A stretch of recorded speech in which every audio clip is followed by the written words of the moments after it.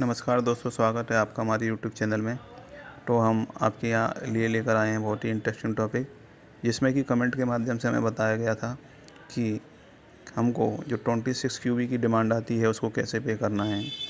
पिछले वीडियो में हमने बताया था कि जो भी डिमांड आती है वो पैन नोट लिंक ना होने के कारण ये डिमांड क्रिएट हो जाती है 26 क्यूबी में, जो कि प्रॉपर्टी से रिलेटेड 1% जो टैक्स हमने जमा किया उसकी प्रॉपर्टी की वैल्यू के 1% के हिसाब से हमने तो जमा कर दिया।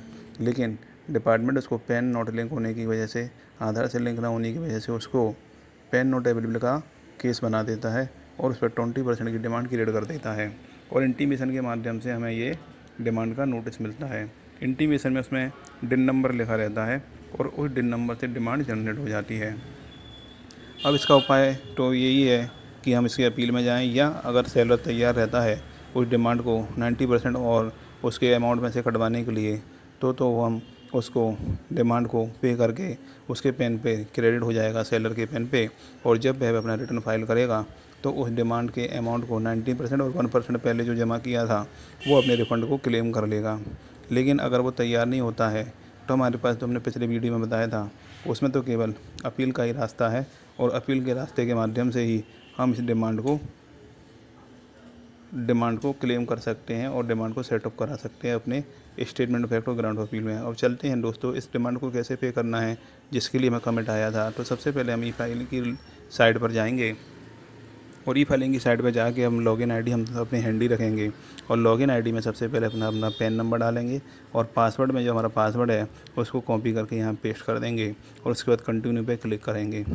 कंटिन्यू पे क्लिक करने के लिए जैसे हम करेंगे तो फिर दोबारा से हमारे पास इस प्रकार का विंडो का इंटरफेस आ जाएगा। और फिर हमें यहाँ पर ई फाइल में जाने के बाद ई पे टैक्स पर पहला, दूसरा, तीसरा जो ऑप्शन आता है ई पे टैक्स पर क्लिक करना होगा।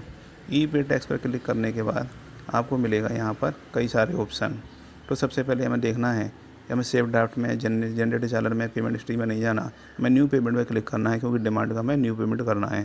पहले जो पेमेंट किया वो तो हमें हिस्ट्री में दिख जाता है, लेकिन अब हमारे पास इतने सारे ऑप्शन आ रहे हैं, income tax, demand payment, regular assessment, 26 QB, TDS और सेल ऑफ प्रॉपर्टी। अब इसके बगल में जो आ रहा है ये तो रेगुलर TDS है, लेकिन डिमांड का जो पे करना है उसके जो साइड में दिया हुआ है राइट हैंड साइड पर, demand payment for TDS on property, payment of demand raised by the TDS CPC against TDS of sale of property. जो यहाँ 20% की डिमांड क्रिएट हुई है उसको हमें इस वाले ऑप्शन के थ्रू ही पे करना है।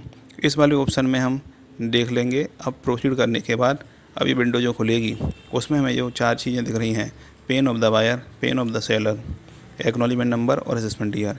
तो पेन ऑफ द बायर जिसने प्रॉपर्टी खरीदी जो TDS काट रहा है, और पेन ऑफ द सेलर जिसकी प्रॉपर्टी बिकी है उसका TDS यहाँ कट रहा है, और एक्नॉलेजमेंट नंबर जो पिछले हमने ओरिजिनल जो फाइल किया था जिसके में हमारे पास ये जो डिमांड जनरेट हो गई है उस एक्नॉलेजमेंट को उन्हें डालना है, और असेसमेंट ईयर जो उसमें दिया हुआ है वो यहाँ पर डालना है। अपनी तरफ से कोई भी नई चीज़ यहाँ एंटर नहीं करनी, जो प्रीवियस हमने 26 क्यूब में सबमिट की हुई है उसी को यहाँ लेना। उसके बाद हमें कंटिन्यू पे क्लिक करना है। कंटिन्यू पे क्लिक करने के बाद जो हमारे पास 26 क्यूब का फॉर्म फाइल करने के बाद ओरिजिनली उसका जो लेटर आता है इंटीमेशन का, जिसमें कि डिमांड का अमाउंट लिख कर आता है, उसका यहाँ पर इंटीमेशन का रेफरेंस नंबर जो टॉप पे दिया होगा वो आपको यहाँ पर डाल देना है। और डाल देने के बाद उसमें जो अभी 3 कॉलम आ रहे हैं, डिमांड एज पर इंटीमेशन और डिमांड बीइंग पेड। तो देखिए, डिमांड एज पर इंटीमेशन जो आएगी, प्रिंसिपल जो टैक्स दिया होगा वो उसमें दिया होगा, तो उतनी ही डिमांड यहाँ पर इंटीमेशन में दी है वो यहाँ पर डालनी है, और जो पे की जा रही है यहाँ पे वो भी यहाँ पे हमें डालनी है। उसके बाद इंटरेस्ट है जो वो ले लेगा अपने इंटीमेशन का नंबर डालते ही। तो ये सारी चीज़ें आ जाएंगी, इसमें हमें कुछ ही मैनुअली फीड नहीं करना। फ़ी अंडर सेक्शन 234 वो अगर उसमें दी होगी तो वो लेगा, अगर नहीं दी है तो नहीं लेगा। तो चूँकि इसमें नहीं दी है तो नहीं आ रही है इसमें।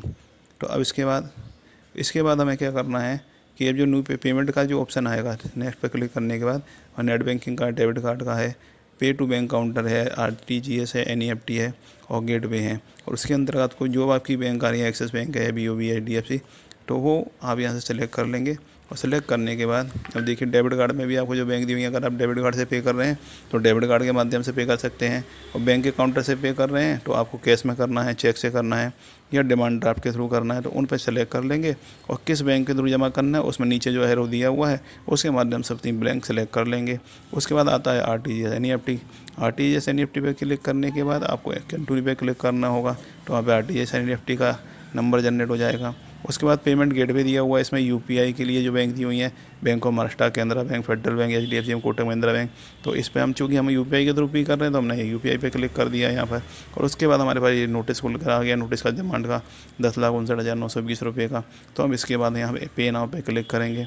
पे नाउ पे क्लिक करने के बाद जो विंडो आएगी, उस विंडो में आपको उसी प्रकार की डिटेल खुलकर आएगी जो कि पहले आई हुई है। तो क्योंकि हमने पहले यहाँ कैनरा बैंक सेलेक्ट किया हुआ है और इंटीमेशन का नंबर भी आ रहा है यहाँ पे, एक बार दोबारा वेरीफाई कर लें कि सारी चीज़ हमारी सही है कि नहीं है।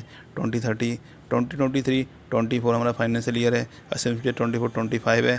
पैन नंबर सैलरी चेक कर लेंगे और इस सबसे कुछ चेक, और डिमांड हमारी जो आ रही है वो हम इंटीमेशन से चेक कर लेंगे बिल्कुल सही है कि नहीं है। और उसके बाद हमें पे नाउ पे क्लिक करेंगे। पे नाउ पे क्लिक करने के बाद नीचे एरो से लाकर एग्री करना पड़ेगा टर्म्स एंड कंडीशन। उसके बाद बैंक पे सबमिट कर देंगे। बैंक पे सबमिट करने के बाद इस प्रकार का इंटरफेस आ जाएगा और इसमें कैनरा बैंक का जो इंटरफेस आया है उसमें वो पूछ रहा है कि हमारे पास क्रेडिट कार्ड के थ्रू या और ऑप्शन जो भी हैं उसके, नेट बैंकिंग, यूपीआई, व्हाट्सअप। तो हम जो जिस भी ऑप्शन को यहाँ सेलेक्ट करना चाहें उसको सेलेक्ट कर सकते हैं। और चूँकि हमें यूपीआई के थ्रू पे करना है तो हमने यूपीआई सेलेक्ट कर लिया है यहाँ पर। और यूपीआई के बाद भी हम यूपीआई किस वाले प्लेटफॉर्म से करने वाले हैं उस प्लेटफॉर्म को भी हमें यहाँ सेलेक्ट करना होगा। अब जैसे हमारे फ़ोनपे पे करना है, भीम पे करना है, पेटीएम पे करना है, क्रेडिट यूपीआई पे करना है, वो सारे सेलेक्ट करके हमें दिए हुए हैं यहाँ पर। और उनमें से जो भी हमें अब पे करना है, जिस माध्यम से भी पे करना है उसको हम यहाँ सेलेक्ट कर लेंगे। अब तो देखिए, अब हमारा पेटीएम, चूँकि हम पेटीएम से पे कर रहे हैं तो हमारी पेटीएम की जो यूपीआई आईडी है वो हमें डालनी है, अपना मोबाइल नंबर और @ जो भी उसमें YBL या @पेटीएम जो भी है आप उसको सेलेक्ट कर लीजिए। उसके बाद उसको वेरीफाई कर दीजिए और वेरीफाई होने के बाद ये नाम आ जाएगा आपका कि हाँ ये बिल्कुल सही है और वेरीफाइड लिख कर आ जाएगा उसमें। और उसके बाद हमें प्रोसीड करना है। प्रोसीड करने के बाद यहाँ से एक मैसेज शूट होगा, मैसेज जो जाएगा उसके पेटीएम नंबर पर जाएगा। पेटीएम नंबर पर जो वो उसमें आएगा मैसेज, उस पर क्लिक करना होगा।